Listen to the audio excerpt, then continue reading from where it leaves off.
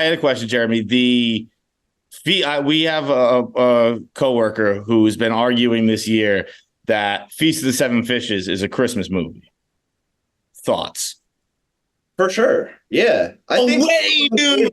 Christmas. Yeah. Is it a Christmas like TV? Like, is it correct for the holidays? Is that the question? Well, Yeah. that's debate. It's like, is Die Hard a Christmas movie? Sometimes movies that happen during Christmas, but they're not truly Christmassy. Like what defines a Christmas movie is always the big debate. So this is the latest one.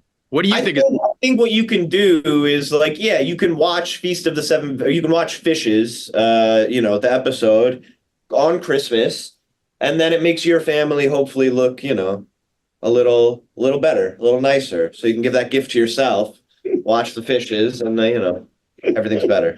What's your favorite?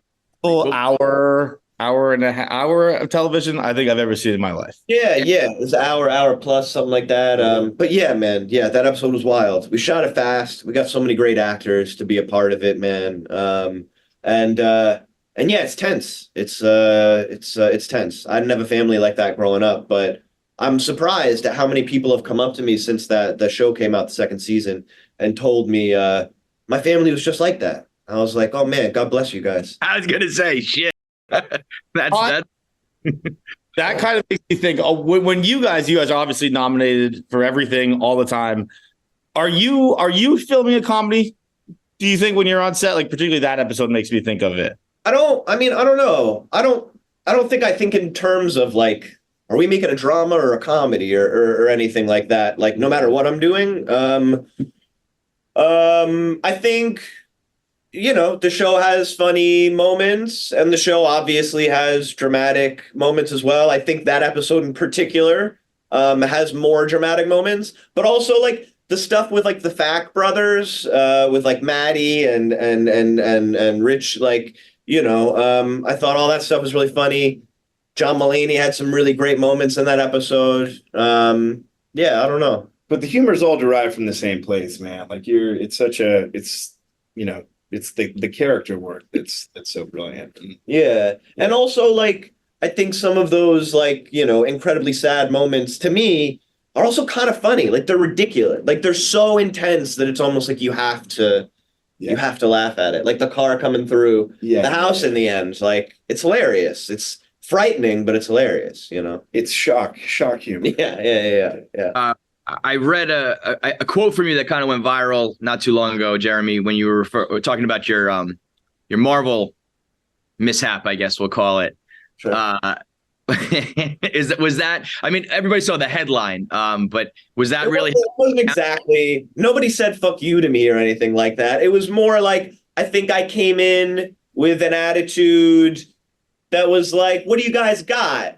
And they were like, "Oh, we're not gonna like play this game with you, let's move on." And I was like, oh man, maybe I didn't come in with enough enthusiasm or something like that. Maybe I was feeling myself a little bit. Was too this much. vision or was this it? It was like a meeting I had for like a Marvel sort of thing, and I think I was like, I don't know if I want to do that stuff. Like, tell me about your movie. Like, why should I do your movie? In my attitude, I don't think I didn't say those words. You were asking the appropriate question. Yeah, and then I think they were like, "Oh no, we're good without you," and I was like, "Oh okay, like Then why'd you call me? Yeah. You were disappointed by it. You were disappointed that it kind of went that way. I don't know. I mean, look, I don't think it's like my goal to do any sort of like superhero films or anything like that. I think it was just a lesson learned about like, kind of checking yourself before you go into any meeting, and making sure your attitude is right, I read the quote kind of the other way where I thought you were the one you were like, right. I think the quote was whether or not how you said it, but it was like right on. And I thought that was such a cool response where they were like, fuck you. And you're like, right on. Right on. Yep. Understand. Yes. Exactly. Yeah. I was like, fair enough. Yeah. I'm just surprised that you weren't in the new version of Wonka with, your grandfather giving you a leg up. Yeah, that's right, man. Yeah.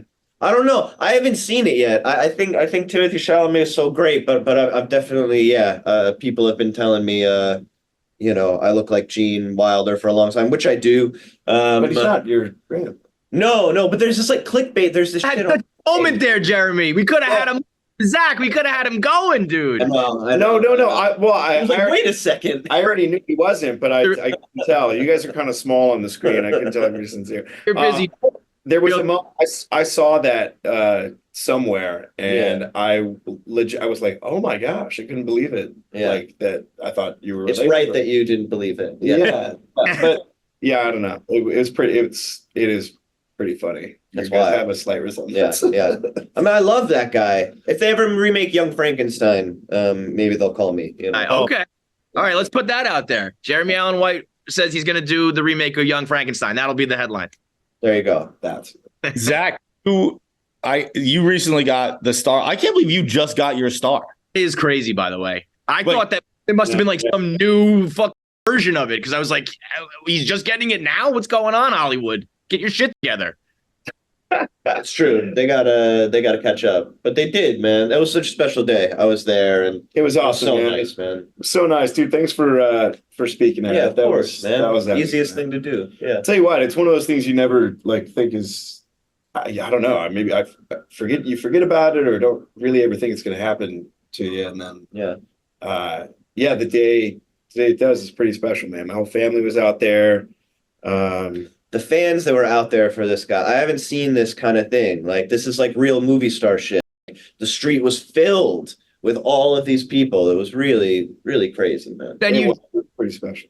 You've done like so much now, it's like you started when you were so young and you're doing, High School Musical and things of that nature. And then, you start to get older and all of a sudden you look at like Zac Efron's resume and it's like, holy shit, man. And even I think, honestly, like we used to come out to our podcast used to start with The Greatest Show, like the soundtrack. Like we love, like there's so many amazing things that you did, but I think Down to Earth was one of like the best uses of like fame I've ever seen, where it was like, all right, I've been doing this shit. I'm famous now. I'm going to travel the world and just like experience everything. And I get to do that because of, all the hard work I put in. So that was amazing, man. I really think that was great.